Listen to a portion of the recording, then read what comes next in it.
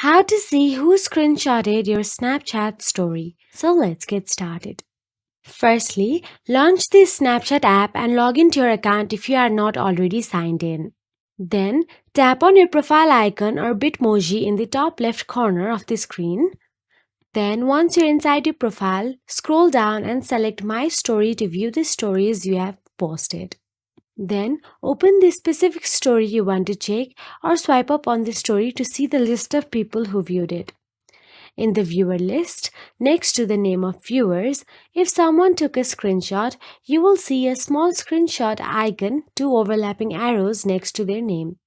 Also, Snapchat notifies you immediately if someone screenshots a story while you are online. If you don't see a screenshot indicator, no one has screenshotted your story yet.